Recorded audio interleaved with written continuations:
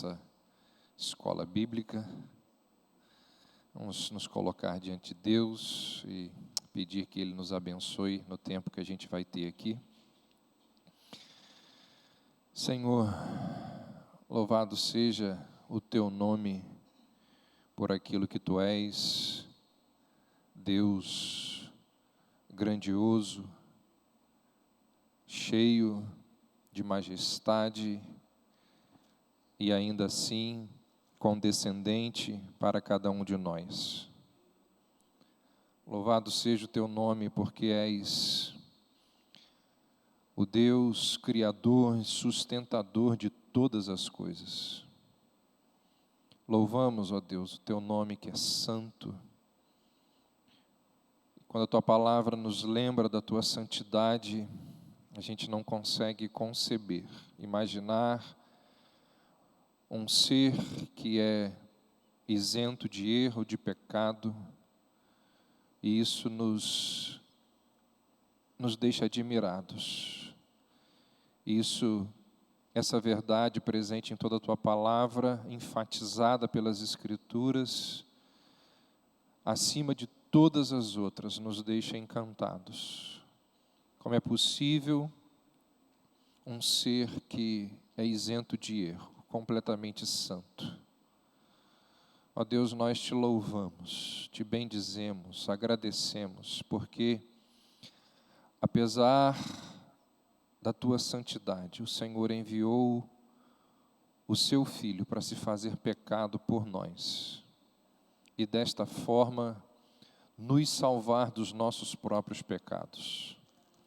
Nós Te louvamos então por tão grande salvação, pelas bênçãos que nos sobrevêm por causa daquilo que Cristo realizou na cruz.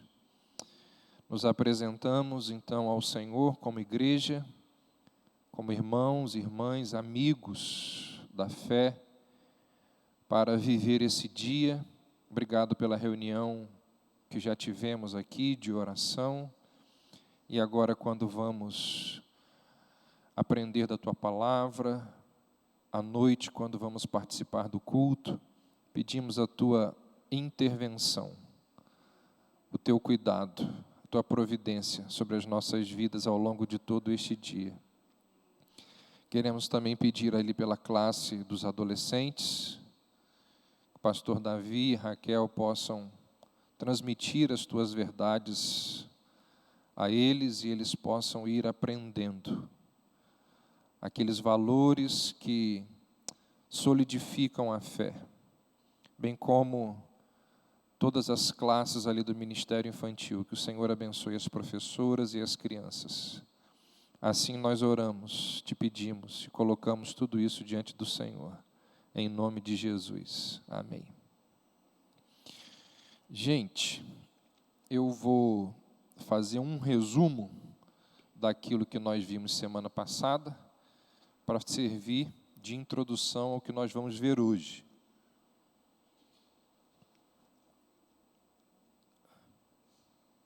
Semana passada, nós começamos a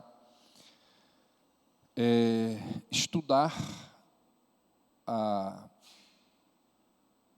aquela doutrina que nós chamamos historicamente de perseverança dos santos, que é uma daquelas verdades que estão dentro daquele corpo de doutrinas chamado de soteriologia, no caso da fé reformada, chamada de doutrinas da graça, chamada também de 5 pontos do calvinismo, que é ilustrado ali pela Tulipe, enfim.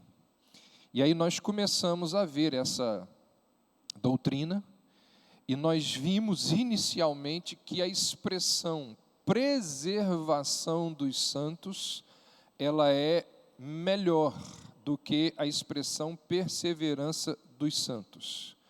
Por algumas circunstâncias e alguns motivos, nós vimos lá que ela é mais rica em conteúdo.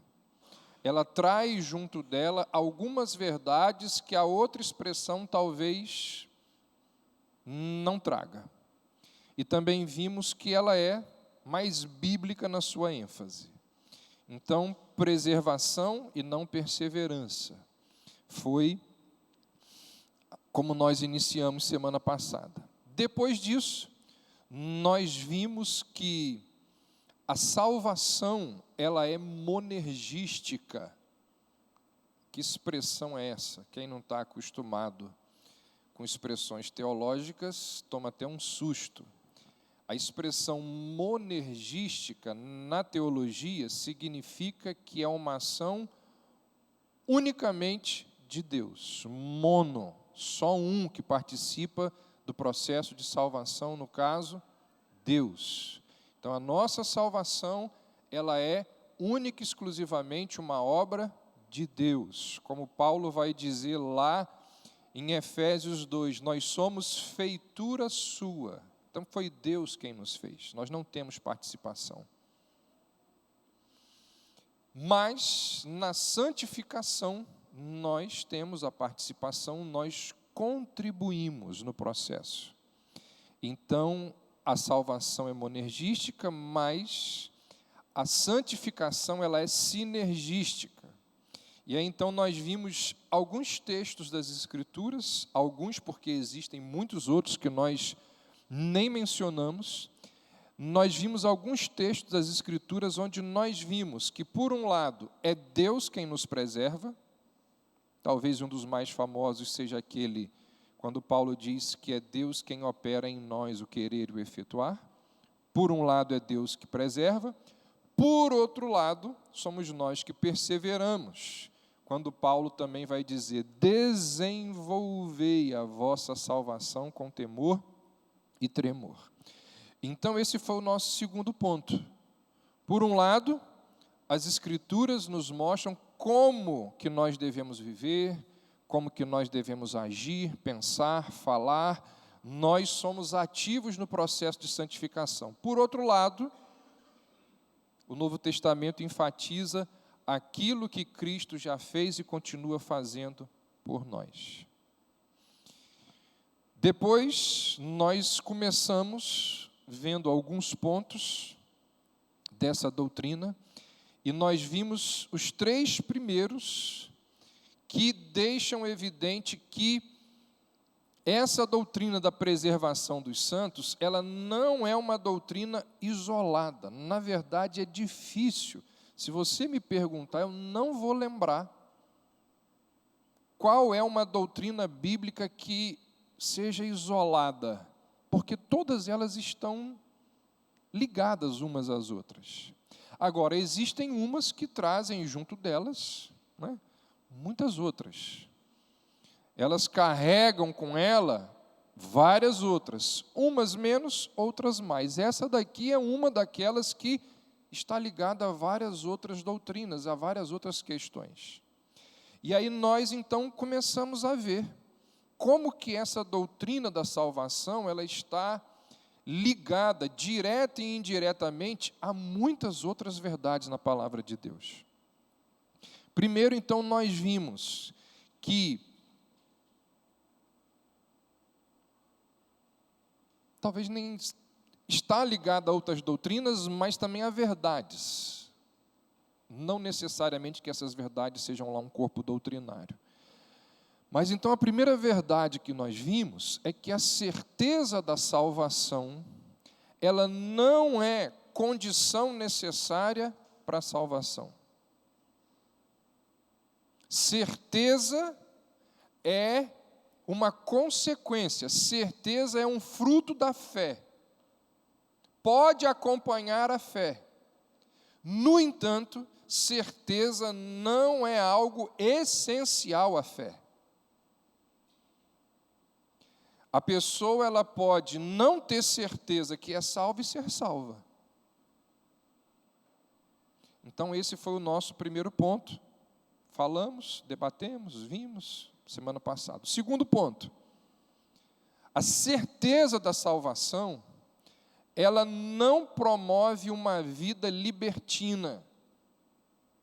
A segurança da salvação, ela sempre promove, pelo contrário, um coração grato, um coração obediente, um coração disposto, um coração submisso ao Senhor. Graça recebida significa santidade almejada, santidade desejada. Quem foi salvo não quer mais viver nos caminhos pelos quais outrora andou. Não aguenta mais viver, não consegue mais conviver com aquela turma, com aquele grupo, com aquelas piadas, com aquele ambiente, com aquela... Não dá. Terceiro ponto, que nós vimos semana passada. A certeza da salvação é algo importantíssimo para a gente viver em paz. Essa verdade, ela nos foi revelada nas Escrituras para a nossa paz, para o nosso bem, para a gente viver sem medo, sem não viver debaixo de ameaça, porque Deus certamente sabia que existiriam os aproveitadores da fé, aqueles homens que sabem que é possível manipular a mente, os sentimentos, os pensamentos, a vontade das pessoas, e esses homens, eles iriam colocar milhões de pessoas debaixo do jugo deles, ameaçando essas pessoas das mais diversas maneiras. E talvez a ameaça mais forte que esses homens têm em suas mãos é dizer assim: você vai perder a salvação. Você, se não fizer isso, se não fizer aquilo, você vai para o inferno. Então Deus, de forma generosa, bondosa, na sua palavra, Ele nos deu uma quantidade absurda de textos e desenhou ali, ao longo das Escrituras, um corpo doutrinário para nos mostrar que nós podemos descansar na certeza da salvação. Então essa é uma doutrina que nos traz paz, conforto, consolo. Isso é algo extremamente abençoador. Então foi isso que nós vimos semana passada, esses 3 pontos. Na verdade, começamos falando dos outros 2, das 2 questões lá e esses outros 3 pontos aí. Hoje a gente vai continuar falando de mais 2 pontos. O quarto e penúltimo, o maior inimigo da certeza da salvação é o nosso pecado. Normalmente, quando um cristão cai em pecado, cristão, não é religioso, cristão, não é aquele que finge ser cristão. E quando um cristão de verdade cai num pecado, numa coisa séria, grave, nós estamos propensos a isso. A Bíblia o tempo todo nos adverte da possibilidade de cair. Quem está em pé, cuidado, para que não caia. Tinha um amigo no seminário que ele dizia assim: quem está em pé, cuidado para que não caia, portanto, ande deitado. Ande, de forma prudente. Então, quando um cristão cai em pecado e se envolve, e quando eu digo cair em pecado, eu não estou dizendo apenas um ato, eu estou dizendo uma filosofia de vida. O camarada se envolveu numa situação, a mulher se envolveu numa situação que muitas vezes ele vai levar tempo para sair daquilo. E aí, nesse cenário, nesse contexto, a pessoa pode ficar se perguntando: como que eu pude fazer algo tão terrível? Como eu fui capaz de fazer algo tão horrendo? E aí, quando a pessoa fica ali naqueles questionamentos, é possível que ela venha a se perguntar se ela de fato é salva. Às vezes ela está ali 6 meses, 8 meses, um ano e meio, às vezes lidando, convivendo com aquele pecado, ou então tendo que lidar com as sequelas do pecado. E ela muitas vezes é atormentada pela própria vida, pela consciência, por Satanás, às vezes por pessoas próximas, que chegam a dizer assim: você é crente coisa nenhuma.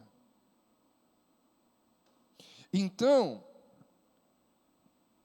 pode ser que quando a consciência do cristão ela é seriamente ferida, ele comece a se questionar.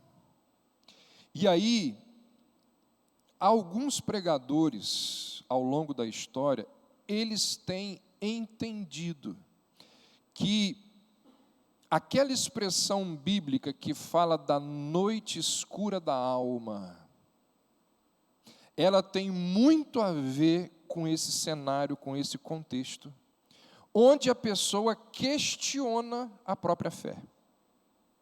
A noite escura da alma seria esse questionamento da própria fé. A pessoa entra numa crise terrível, momentos sombrios da sua vida, tenebrosos, onde ela começa a pensar: eu não sou salvo.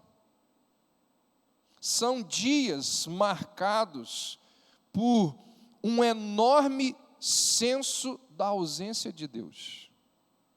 A pessoa não consegue orar, não consegue ler as Escrituras, ela foi se afastando gradativamente de Deus, a ponto dela chegar num determinado momento em que ela está ali acreditando que ela está no limite, no abismo ali para cair no inferno.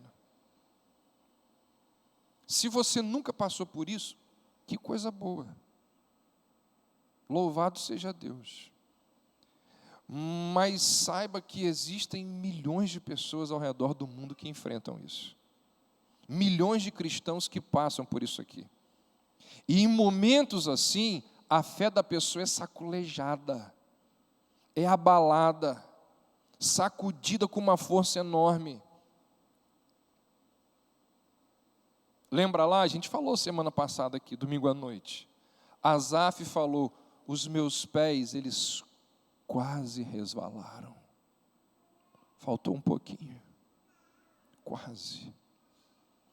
Então, a segurança da salvação pode, na mente de muitas pessoas, não ser algo concreto, sólido. A nossa fé, a nossa segurança podem, em algum momento, fraquejar. A gente tem certeza. Principalmente se nós estivermos envolvidos em algum contexto de pecado.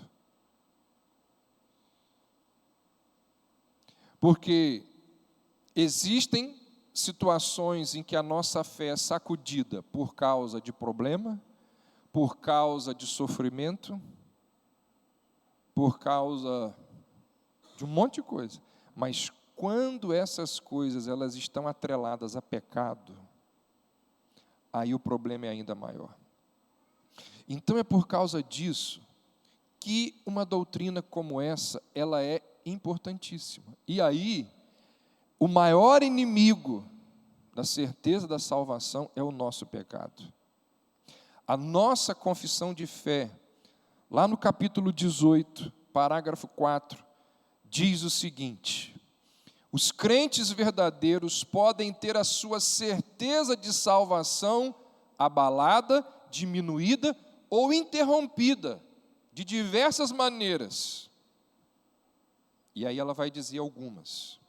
Por negligência na preservação dessa certeza. E aqui a gente poderia citar várias coisas. O que é essa negligência? Por caírem em algum pecado específico que fere a consciência e entristece o espírito. Por uma tentação súbita ou veemente. Por Deus retirar de sobre eles a luz da sua presença permitindo que mesmo os que o temem caminhem em trevas, que não tenham luz. Esse é uma outra situação que eu nem mencionei aqui ainda, porque a Bíblia fala disso. Às vezes Deus resolve fazer o quê? Quero testar Eliezer. Estou a fim de testar Eliezer. E vou fazer isso. Não foi isso que aconteceu com Jó? Quero ver, Abraão, se você ama mais a mim ou a Isaac. Vamos ver. E Deus faz isso com algumas pessoas. Vou deixar passar por algumas provas, vou deixar passar por tribulações, vou enviar. A confissão está lembrando disso. E são momentos complicados da gente lidar com eles. Contudo, eles jamais ficam destituídos da divina semente da vida de fé, do amor de Cristo e dos irmãos, da sinceridade de coração e da consciência do dever. É a partir dessas graças, por obra do Espírito, que a certeza da salvação pode ser revivificada no devido tempo. E mediante elas os crentes são preservados de um total desespero. Então, a nossa certeza de salvação pode muitas vezes ser abalada por causa de várias coisas, e a maior delas, o nosso pecado.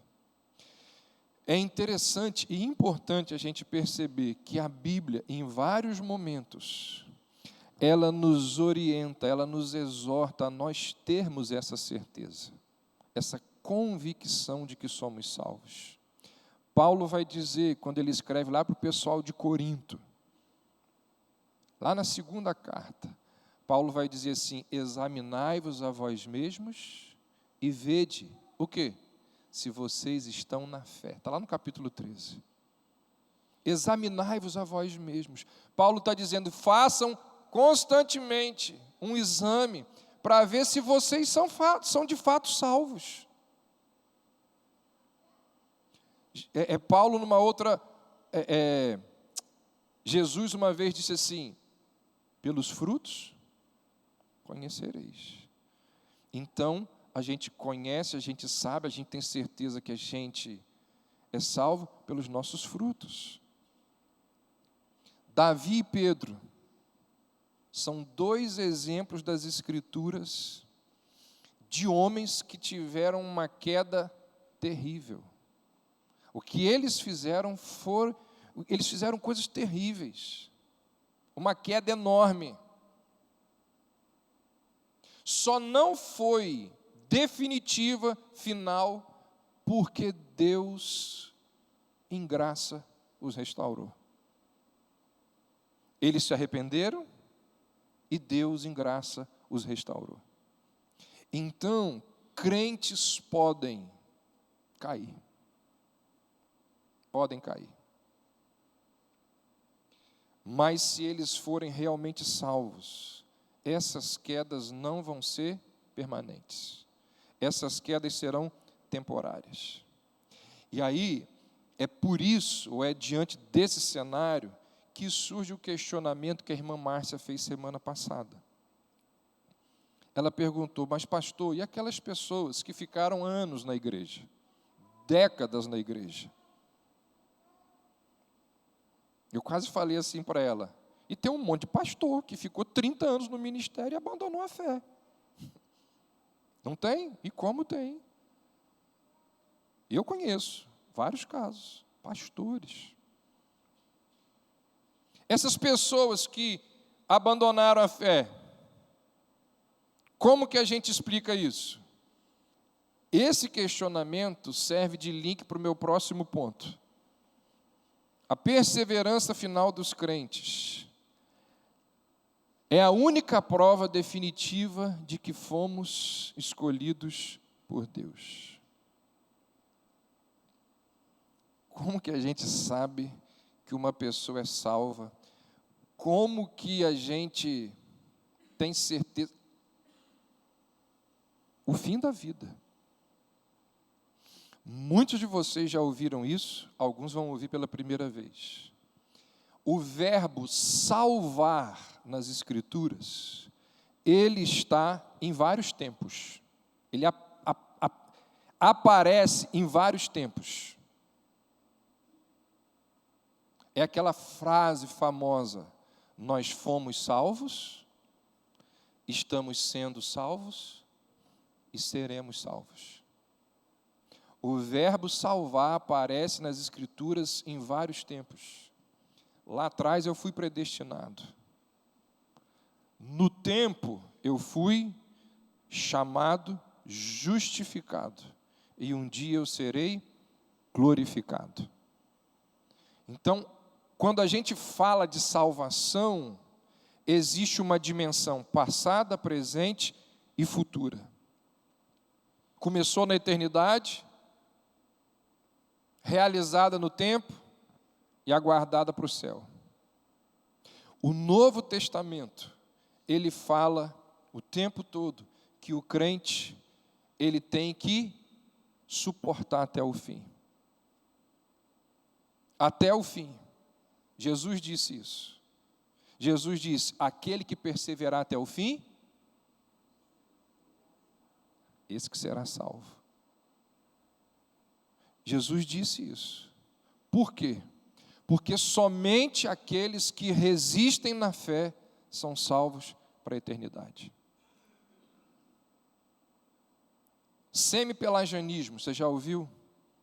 Diz que uma pessoa, ela tem a capacidade de chegar à fé por ela mesma, e por causa disso, cai, perdendo a salvação. Eles são mais coerentes que os arminianos. Se foi ela que chegou à fé, ela também pode desistir da fé. A Igreja Católica ensina isso. A Igreja Católica é semi-pelagiana. Ela vai dizer que você tem essa capacidade.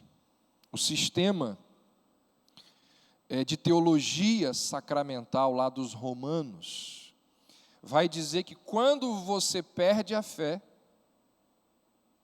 perde a salvação, na verdade, por causa de algum pecado capital, como que você consegue a salvação novamente? Praticando penitência.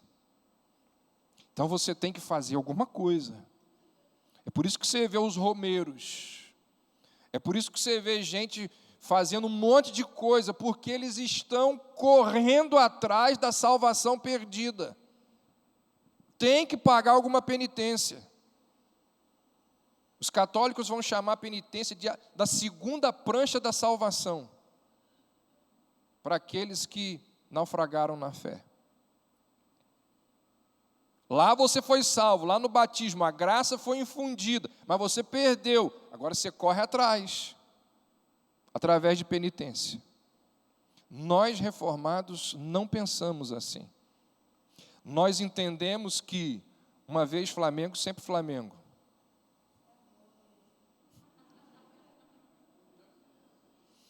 Nós entendemos que uma vez salvo, salvo para sempre. Uma vez salvo, salvo para sempre. Nós concordamos com aquele ditado, preste atenção nisso aqui. O outro ditado te levou a rir. Esse ditado aqui deve te levar a sorrir de uma outra forma. Há um ditado em teologia que diz assim, sobre a fé: se nós a temos, nunca a perderemos. Se a perdemos, é porque nunca a tivemos. Entendeu isso? Vou falar de novo, sobre a fé. Se nós a temos, nunca perderemos. Se a perdemos, é porque nunca tivemos. Serginho, fala aí, porque eu vou entrar num outro ponto aqui. Seria interessante você falar com isso, está com o microfone aí, né? É uma abordagem rápida. Esse ponto que o pastor Davi falou sobre o entendimento católico de salvação, É muito importante que a gente tenha em mente que o católico entende a salvação de maneira sacramental. O que significa isso? Eles entendem que a graça de Deus é infundida no coração daquele que está sendo batizado. Então, o bebê, no momento que está sendo batizado, a graça de Deus é infundida nele. E ele é justificado. Então, aquele bebê vai crescendo ao longo da vida, e o católico entende o pecado de duas formas. Eles chamam de pecados veniais e pecados mortais. O pecado venial é aquele pecado de menor gravidade, que não é capaz de tirar a graça da justificação do seu coração. Então, você continua salvo cometendo pecados veniais. Agora, se você comete um pecado mortal, por exemplo, um adultério, que eles entendem como um pecado mortal, você perde a graça da justificação. E a pergunta é, se eu perdi a graça, como restaurar essa graça se eu não posso ser batizado novamente? É o que o pastor Davi falou. Você precisa ter uma nova graça, que é obtida por meio dos sacramentos da penitência, que é fazer boas obras, se confessar com o padre e cumprir com os ritos da igreja. Mas tem um detalhe, se você comete um pecado mortal e vai para poder fazer a penitência, nesse meio do caminho você morre, não tem jeito, você vai para o inferno. Você só vai para o purgatório se você tiver tempo de alcançar o padre. Se você tiver tempo de cumprir com os requisitos da igreja. Então, é importante salientar que, embora os católicos falem de graça, essa graça não é suficiente. Ela precisa vir acompanhado de obras e esforço humano. Tá? Eu estou apontando isso para vocês porque Martin Lloyd Jones diz que a gente precisa estar atento. Porque o catolicismo romano, segundo o Dr. Martin Lloyd Jones, é uma obra-prima de Satanás. E a gente precisa estar atento quanto às investidas romanas para tentar nos enganar.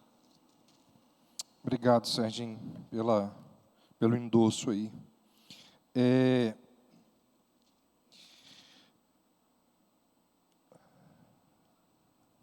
Estou procurando um texto aqui.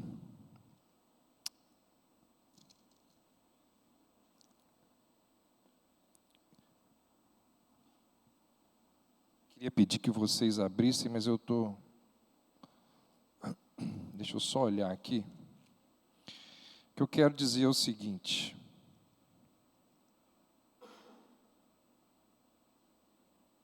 Achei.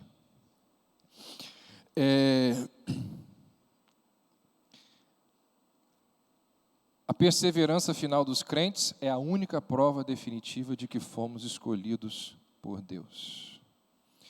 Pastor, então aquelas pessoas que durante 10, 15 anos fizeram parte da igreja e foram embora, qual é a resposta? Você já sabe. Existem alguns textos bíblicos que nos auxiliam nisso daí. Um deles é exatamente o texto bíblico que os arminianos usam para defender a perda da salvação. Olha que interessante. Você lembra lá da história que Jesus contou do semeador que saiu a jogar ali as sementes no campo? Aquela parábola, ela nos mostra que nem toda resposta entusiasta ao Evangelho é salvadora. Você lembra lá quantos solos que Jesus mencionou? 4. O duro, o espinhoso, pedregoso e o saudável, o solo bom. Não foi isso? No solo duro, bateu, não entrou, passarinho veio e comeu, esquece. Mas tem o solo pedregoso e o solo espinhoso. E diz a parábola que nesses dois solos a planta cresceu. Não foi isso? A planta germinou. O solo, o próprio Jesus vai dizer que o solo representa o quê? O coração do homem. A semente, Jesus explica a parábola. A semente é o quê? A palavra de Deus. Como que você explica, então, o solo, o coração, que recebe a semente, a palavra, germina e depois morre? Um arminiano pega você aí. E aí, o que você diz? Está aqui, ó, Jesus está falando, perde a salvação. Como que a gente responde isso? O coração recebeu a semente, está ali, ó, nasceu a planta e morreu. E aí? Gente, em 90, sei lá, eu não tenho essa estimativa, mas na grande maioria das vezes, o próprio texto responde.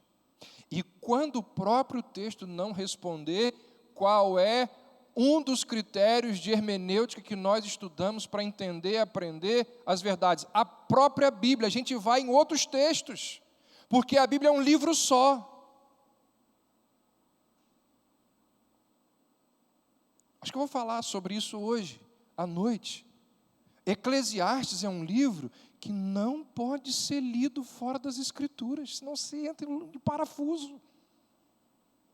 Você tem algumas respostas ali, mas você não tem todas. Eclesiastes faz parte da Bíblia, você tem que ler Eclesiastes dentro do cenário bíblico. A resposta para essa indagação está onde? No solo fértil.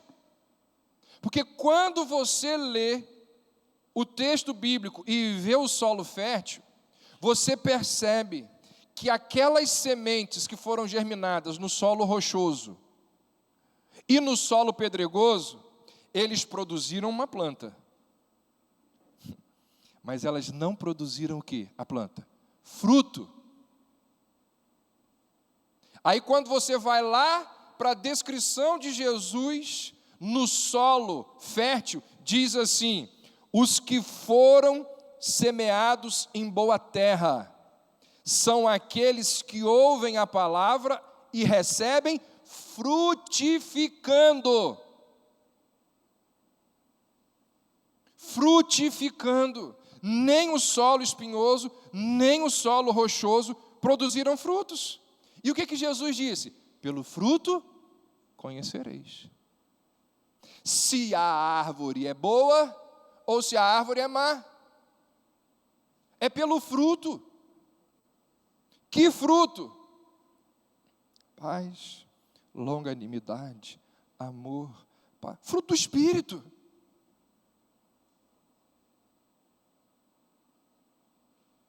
Só o fruto do Espírito que a Bíblia fala? Não. Jesus uma vez disse assim: produzir frutos de arrependimento. A pessoa que vive uma vida de pecado e não abandona. Gente, tem coisa errada. Tem coisa errada. A prova da salvação de alguém se encontra onde? Nos frutos.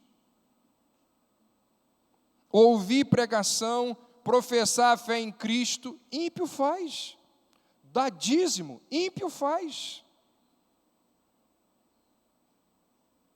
Participar de ministério da igreja, ímpio faz. Ser pastor, ímpio faz. A prova da regeneração são os frutos. Deixa eu... Tá, pode ir.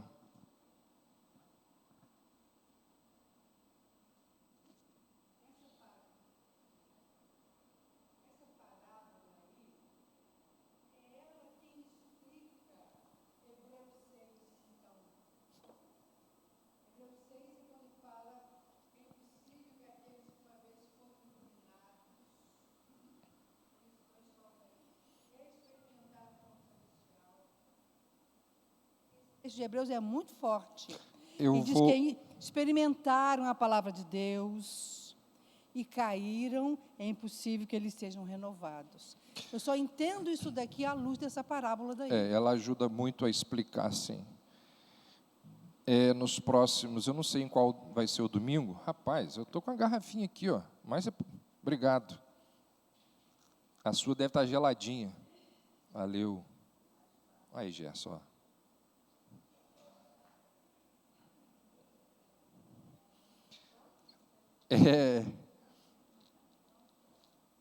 Daqui a semana que vem nós vamos ter ceia, né? Então a gente não vai ter EBD. Mas eu acho que não sei se daqui a 2 semanas ou a 3 semanas, a gente vai vir aqui só analisar o texto de Hebreus 6. Isso aí é uma coisa à parte que a gente precisa parar aqui. É um dos textos, é o texto mais espinhoso para a gente poder analisar. Então a gente vai separar uma aula só para isso daí.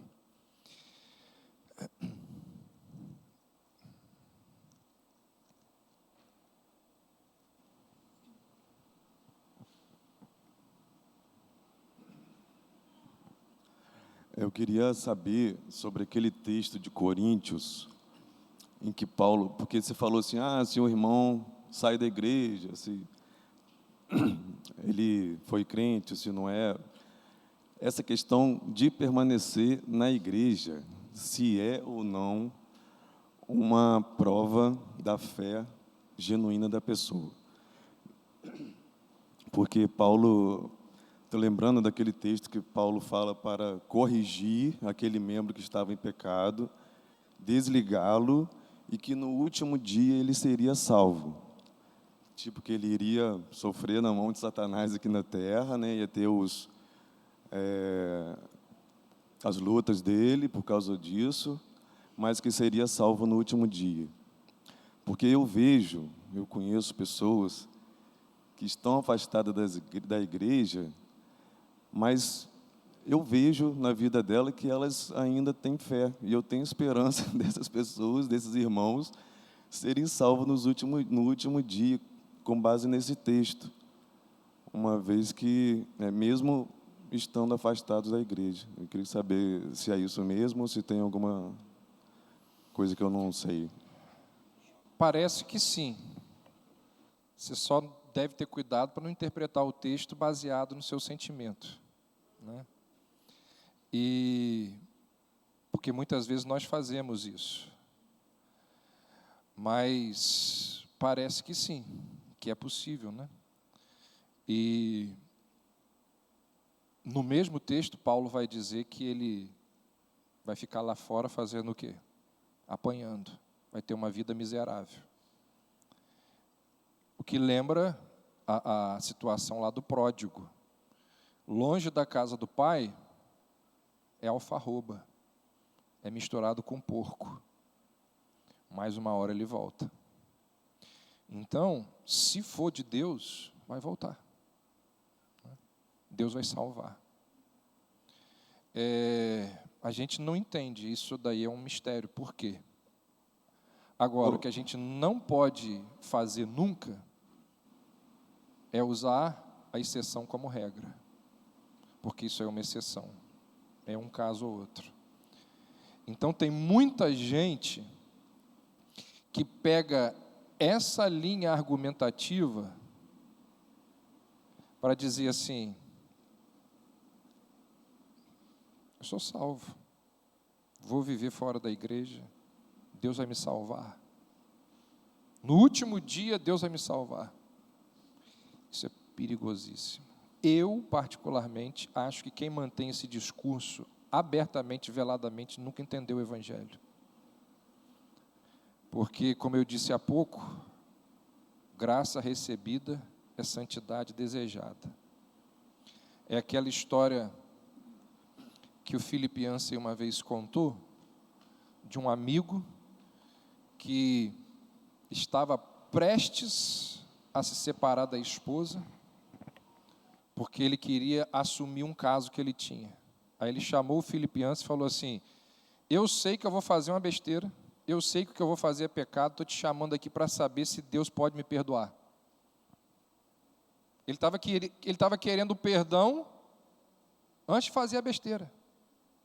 Porque o cristianismo é uma coisa impressionante. O que você diz para uma pessoa dessa? Claro que Deus pode te perdoar. Só que perdão na Bíblia está vinculado a quê? Arrependimento. Nem Deus perdoa quem não se arrepende. Quem não se arrepende, Deus faz o quê? Manda para o inferno. Aí foi o que o Philip Yancey falou assim, ó, Deus pode perdoar? Pode, mas o problema é que eu não sei se você vai querer, se você vai querer o perdão, se você vai se arrepender. Porque a pessoa entra por um caminho de pecado, o que a Bíblia diz? O coração endurece, o coração fica rígido, a pessoa fica sem ouvir.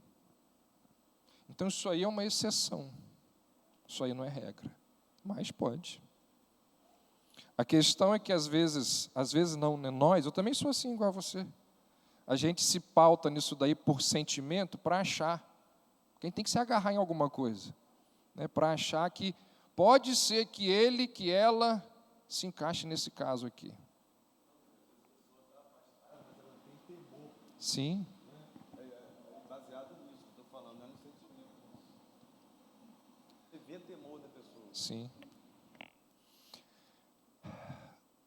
Mas olha só, deixa eu te falar uma coisa. Só temor não basta.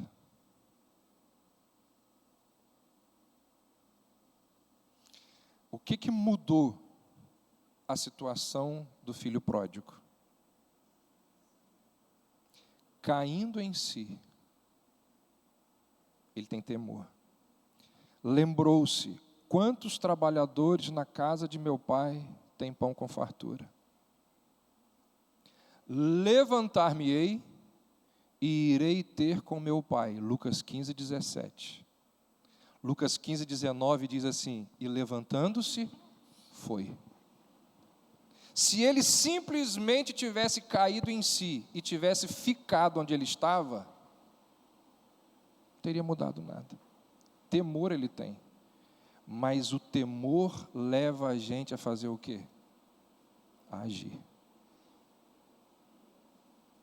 Fala lá. Não, é que eu acho que o que o Léo está falando não tem muito a ver com o caso do filho pródigo, não.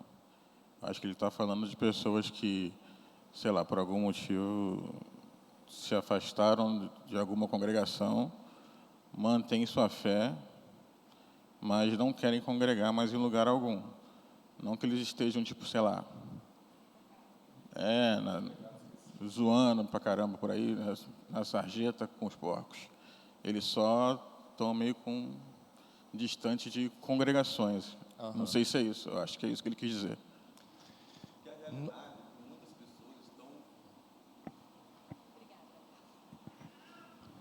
É porque a realidade é que muitas pessoas estão decepcionadas com a igreja e feridas pela igreja, ou não querem saber de igreja e decidiram se afastar. Tem muitas pessoas assim, né? A gente conhece. Uhum. Olha só, nós já vamos entrar, quer dizer, já entramos, né? Num outro ponto. Já saímos aqui, mas não tem problema. Ele é paralelo ao que nós estamos falando. O que acontece é que é verdade que a igreja muitas igrejas dão um péssimo testemunho da fé, sem dúvida. É verdade que muita gente desanima do evangelho por causa da igreja, não tenha dúvida. Existem igrejas por aí que mais desencorajam a fé do que encorajam. Agora, o que a gente precisa lembrar é o seguinte, aquilo ali é uma igreja? Será que aquilo ali é uma igreja? Ou aquilo ali é um clube? Ou aquilo ali... Se você apanhar o que a Bíblia fala de igreja, você não encontra essas características ali. Por exemplo, vou dar só um. A Bíblia fala de excluir quem está em pecado. A igreja não faz. Então aquelas pessoas perderam a essência da igreja. Perdão, aquela igreja perdeu a essência do que as Escrituras falam de igreja. Então, esse é um ponto. Outro ponto, onde você encontra na Bíblia a autorização para a gente abandonar a igreja porque a igreja está com algum problema? Da mesma forma como Deus conferiu a Israel a responsabilidade de Israel transmitir o nome dele para as outras nações, e Israel jogou o nome de Deus na lama, Deus também conferiu à igreja a responsabilidade de transmitir o nome dele ao mundo. Então, parece, quando a gente olha para as Escrituras, que foi uma aposta que Deus resolveu fazer. Não, eu vou fazer isso. Até aí já entra uma outra questão. Até porque tem algumas pessoas que Deus não quer que sejam salvas. Lembra da que a gente conversou? Eu não vou deixar. Aquilo que a gente viu lá atrás, quando nós falamos de eleição.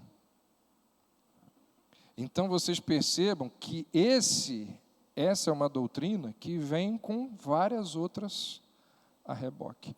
Então, por um lado, é verdade, isso que você mencionou e que a Alain mencionou, de desigrejados, de gente decepcionada com... Tem aos montes, eu sei disso.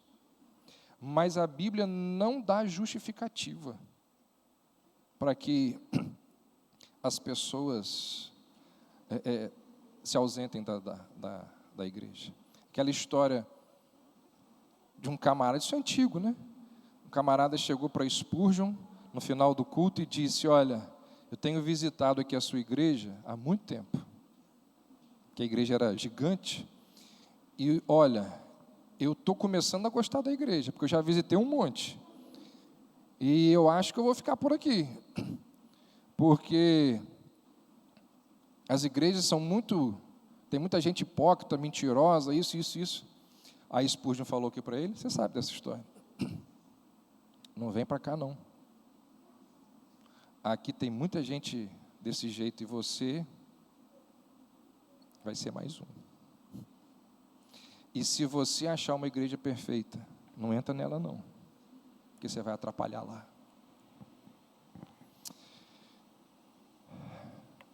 Gente, deu 11 horas, né? Não terminei meu ponto aqui. Deixa eu correr. Faltam 3 minutos aqui no meu relógio. Então, o meu ponto, onde nós paramos, é que a prova da salvação de alguém se encontra nos frutos. A Bíblia vai descrever algumas pessoas que, por algum tempo, pareceram seguir a Cristo, e um tempo depois, tombaram. Saul, Aitofel, Judas, Himeneu, Alexandre, e podem ter possuído aqui vários graus de convicção, de impressões na graça comum de Deus, mas não tiveram a fé salvadora. Então é aquilo que Jesus disse, é o fruto, é o fruto. Essa é a verdade sobre as pessoas que estiveram na igreja e a abandonaram. Nunca foram, né? Nunca entenderam de verdade o Evangelho.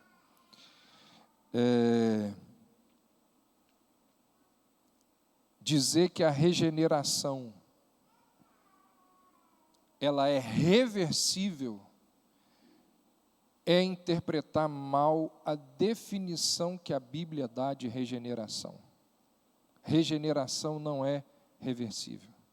Se a pessoa caiu em pecado, e se ela genuinamente é convertida, ela vai voltar. Ela vai voltar. Devido à pecaminosidade que nessa vida nunca há de abandonar a mim e a você, o regenerado ele pode, e muitas vezes ele cai em pecado. Mas como diz lá o salmista no Salmo 37, lembra? Ainda que eu caia não ficarei prostrado, porque é o Senhor que sustenta a minha mão. Ah, mas se ele não se levantar, se ela não voltar,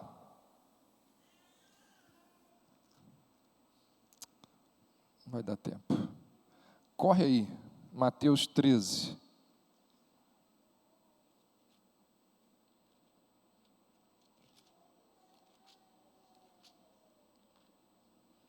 Mateus 13, a partir do verso 47. O reino dos céus é ainda semelhante a uma rede que, lançada ao mar, recolhe peixes de toda espécie. E quando já está cheia, os pecadores arrastam-na para a praia. E assentados escolhem os bons para os cestos e os ruins deitam fora. Assim será na consumação do século. Sairão os anjos e separarão os maus dentre os justos e os lançarão na fornalha acesa. Ali haverá choro e ranger de dentes. Olha que interessante isso aqui.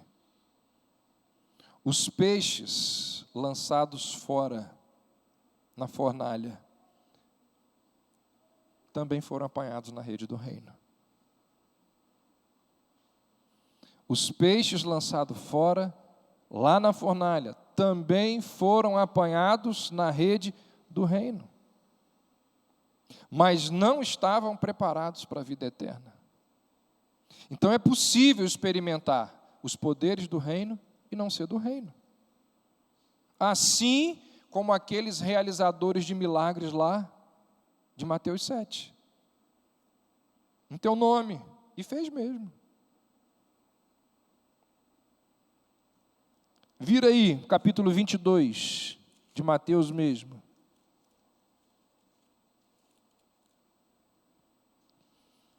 Verso 2. O reino dos céus é semelhante a um rei que celebrou as bodas de seu filho. Pula para o 10.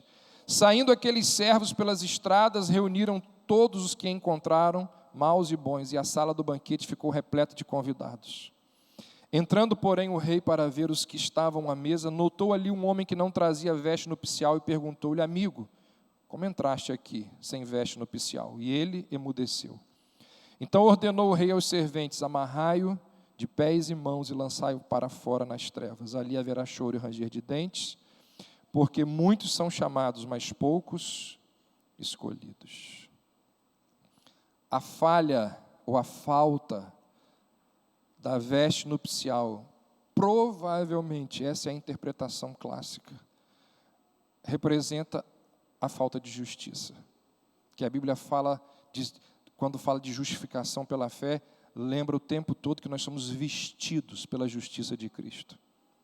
O homem mal vestido foi atraído pelo poder do reino, atraído do mundo para a sala de banquete, da mesma forma que aquele peixe lá apanhado na rede.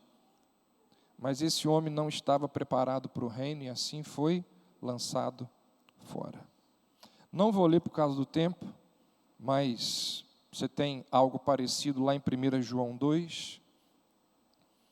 E João fala de pessoas que abandonaram a companhia dos crentes. E João usa a seguinte expressão: nos abandonaram porque não eram dos nossos. A saída deles manifestou o seu estado verdadeiro. E naquele texto lá de 1 João 2, eles são contrastados com aqueles que tiveram a palavra de Deus habitando neles até o fim.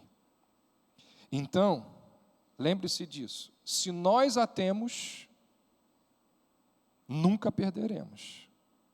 E se perdemos, é porque nunca tivemos. A perseverança final dos crentes é a única prova definitiva de que fomos salvos por Deus. E aí eu queria lembrar, em cima do que Léo falou ali. A Bíblia diz assim: os demônios, eles também temem. e os demônios tremem diante do Senhor. Temor não basta, é preciso ação. A Bíblia diz que é pelo fruto. O solo bom foi o solo que produziu fruto. O espinhoso e o pedregoso cresceu a planta, mas não teve fruto. Vamos orar? Senhor, nós louvamos ao Senhor pela Tua palavra que nos transmite verdades tão encantadoras, convincentes, verdades que consolam o nosso coração, verdades que nos estimulam a vermos se de fato estamos na fé. E, ó Deus, se estamos, não devemos temer o autoexame. Na verdade, o autoexame, ele é para o nosso consolo, para a nossa certeza, para vivermos em paz, para vivermos debaixo das bênçãos do Senhor. Que assim seja, ó Deus, nas nossas vidas. E se há aqui entre nós algum irmão, irmã, que passa por um momento difícil na sua vida, ó Deus, que o Senhor dê a essa pessoa a convicção, a certeza da salvação. Que esses estudos aqui possam ser mais um dos instrumentos do Senhor para abençoar a vida dessa pessoa. Que as nossas reflexões aqui possam trazer alento, auxílio, ajuda, porque todos nós, ó Deus, estamos vulneráveis. Podemos tombar, podemos cair. Mas pedimos que o Senhor nos ajude quando nós cairmos. Quando estivermos lá comendo as alfarrobas, no meio dos porcos, que a gente vá buscar de volta a casa do Pai. Que assim seja na vida daqueles que estão longe do Senhor.